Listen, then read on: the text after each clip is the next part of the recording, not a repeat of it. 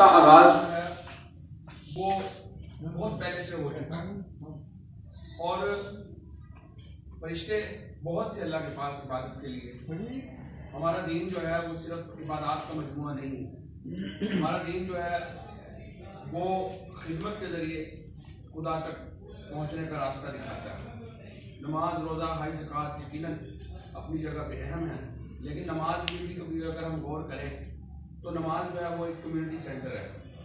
नमाज में जब हम जाते हैं उस मोहल्ले के, उस गली के, उस बाजार की मस्जिद में जब वो देखते हैं कि आज रमज़ान साहब नहीं आए, एक नमाज में, दो नमाज में, तो नमाजी परेशान होते हैं कि यार रमज़ान क्यों नहीं आया, पता करो।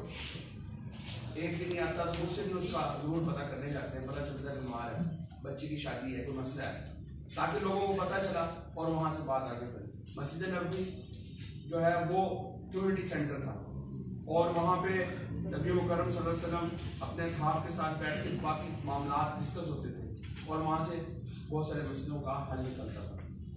तो मैं समझता हूँ कि जैसे कि कहा गया, पहले बहुत सारी बातें हो चुकी हैं कि ये अता है अल्लाह की, अल्लाह जिसे चुन ले किसी काम के लिए, रास्ते से पत्थर हटा देना भी जो है सोशल वर्क है।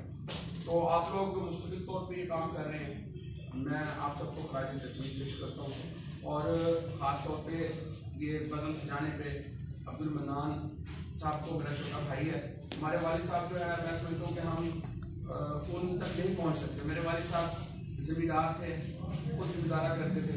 मेरे वालिद साहब सहाफ़ी है, हमारे सरगोदा के बहुत सारे दोस्त उनसे अभी तक उनकी यादों में वो महफूज हैं।